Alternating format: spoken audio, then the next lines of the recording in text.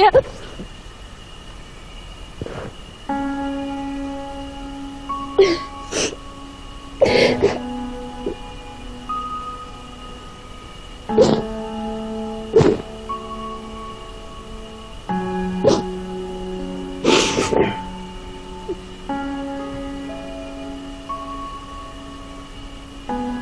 Kuya,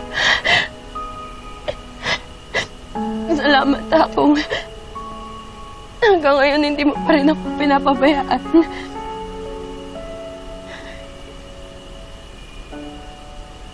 I'm sorry.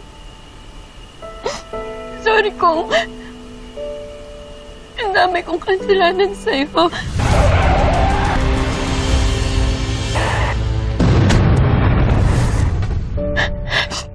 Sorry kung pinakmail pa kita. Bakit pa pumunta dito? Hindi mo ba naisip na kapag nakulong ako, malalaman din ang kasama kita. Malalaman ni Christy na ikaw ang nagsabi sa akin kung nasan sila. Malalaman niya na kasabwat kita kung bakit namatay yung nanay niya. Tingin mo mapapatawad ka pa niya kapag nangyari yun? No. Not this time.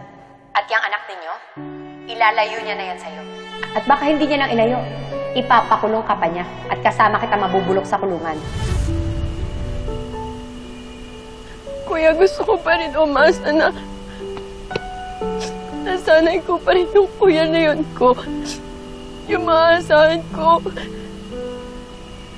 Yung pumaprotekta sa akin. Parang dati. Nung mga bata pa lang tayo.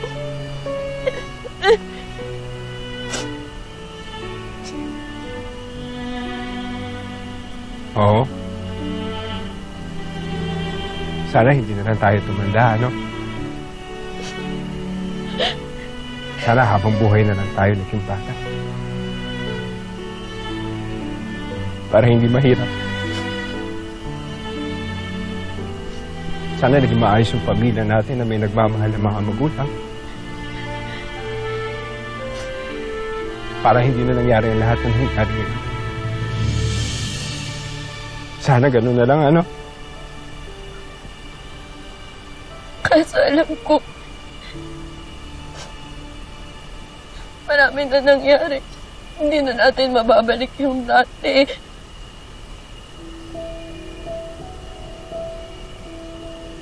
Huli na yung lahat. Hana, natatakot ako. Anong gagawin ni Leon? Kung ano man yun, isipin na natin ang mas mahalaga, mahuhuli natin si Shaira. Pero hindi ko pa rin kasi maintindihan, bakit may contact pa rin si Leon kay Shaira? Ba't di niya to agad sinabi sa mga polis? Hana, bakit kailangan umabot pa sa ganito? Ang hinala ko kasi talaga, may tinatago si Leon sa atin at kailangan natin malaman kung ano yun. Wait, look. Isn't that Leon's car? Yan nga. Ika, baba tayo. Baba tayo, Hana. Check natin. Check natin. Halika.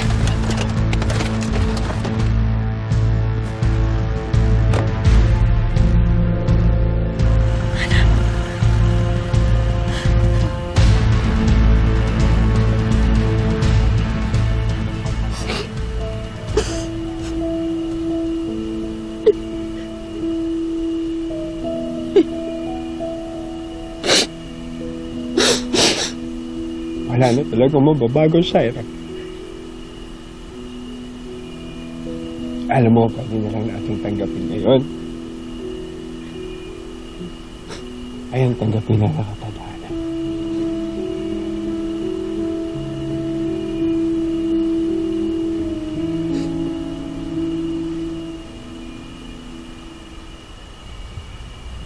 Kuya?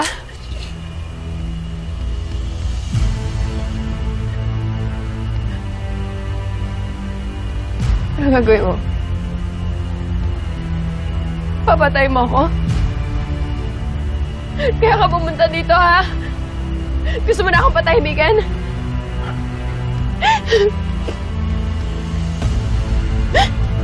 Shaira, ang dami mo nang nasaktan. Ang dami mo nang sinirang buhay. Kuya, huwag mo naman ako patayin. Please. Ayoko pa mamatay.